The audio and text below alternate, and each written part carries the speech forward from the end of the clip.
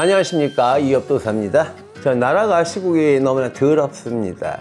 우리는 경기가 좋고 어떤 복지가 훌륭한 이런 나라를 원하는 것보다도 어떻게 보면 우리가 모두가 다 마음 편안하고 불안하지 않은 그런 사회를 우리는 바라고 있는 거 아닐까라는 생각을 한번 해봅니다.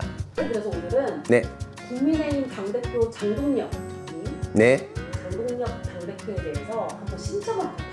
자, 국민의힘 당대표 장동혁 씨. 여러분들도 다 마찬가지겠지만 저도 마찬가지입니다. 이런 사람이 있었나? 저런 사람이 있었나? 처음 듣는데 얼굴도 낯설고 이름조차도 낯설었다, 이런 얘기죠. 정말 어떻게 보면 국민의힘의 당대표로 올라온 것, 아니 그 당대표 후보 경선에 올라온 것도 생각도 못할 일이 벌어진 거죠. 그만큼 어찌 보면 좋게 생각했을 때 국민의힘의 어떤 개혁의 힘이, 또 젊은 힘이 정말 필요하지 않았나 라는 생각들로 인해서 장동혁 씨가 후보로 나서게 된 그런 모습이 된 거다라고 봅니다. 아니면 옛날 같았으면 꿈에도 꾸지 못할 일이죠. 한 초선 의원이 어떻게 갑자기 당대표로, 보통 당대표하면 5선 6선 이렇게 오래되고 중진 의원들이 많이 됐죠. 그래서 내 의원들 해갖고 표 같은 거 많이 흡수해서 당대표가 되고 힘 있는 권력을 누렸던 게 당대표인데, 그래서 그 권력을 놓지 않으려고 끝까지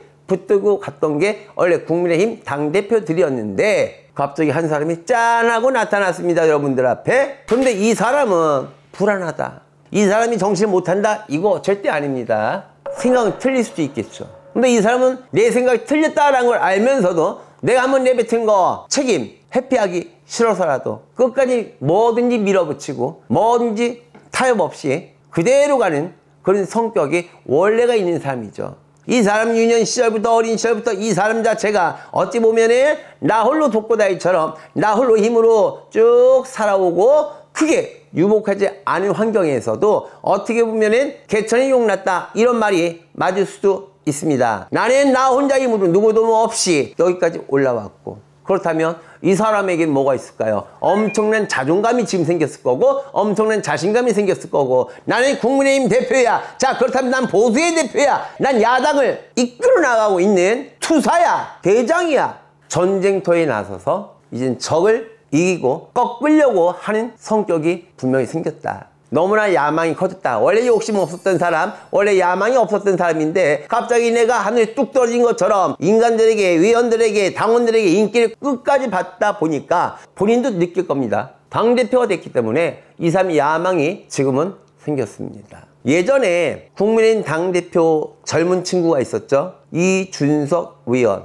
이준석 의원 같은 경우는 준비된 당대표였다라고 봐요. 하지만 장동혁 대표는 준비된 당대표가 아니라 갑자기 하늘에서 대운이 들어온 것처럼 그렇게 여러분들 앞에 나타난 거죠.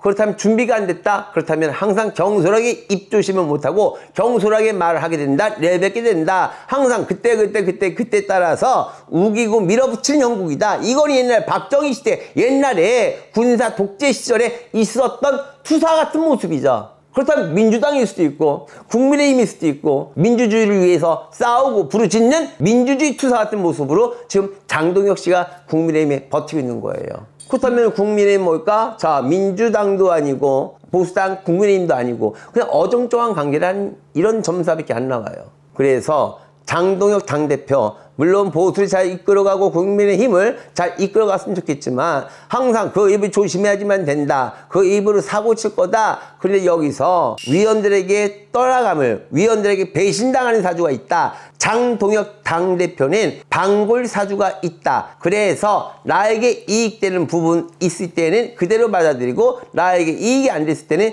등을 돌릴 수 있는 방골적인 기질이 있는 게 장동혁 당대표다. 이렇다면 사람들이 융화를 못하고 사람들에게 상처만 줄 뿐 많은 사랑을 못 받는다. 뒤에서 밀어주는 힘은 절대로 없다. 하지만 너무나 바보같이 순수한 면이 또 있는 어린아이 같은 면이 또 있기 때문에 그 순수하고 어린아이 같은 그 모습을 버리지 못해서 이용당할 수 있는 모습이 있다. 그래서 지금 너무나 불안하다. 장동혁 당대표가 이용당하고 있는 건 아닐까라는 생각이 많이 듭니다. 이 사람은 혼자 힘으로 무엇을 끌어나갈 수도 없고 잘못하면 지시라든지 이용을 당할 수 있기 때문에 젊은 피들의 힘을 모아야지만 됩니다. 젊은 사람들의 힘을 끌어모아야지만 돼요. 젊은 사람들의 힘을 끌어모으지 않는다면 제가 봤을 때는 당대표 중간에 꺾어질 겁니다. 더 나아가서 내가 갖게 된 큰 야망을 성사하지도 못하고 가보지도 못하고 당대표 자체도 끊어진 연이 되지 않을까라는 생각이 듭니다. 그래서 이준석 당대표를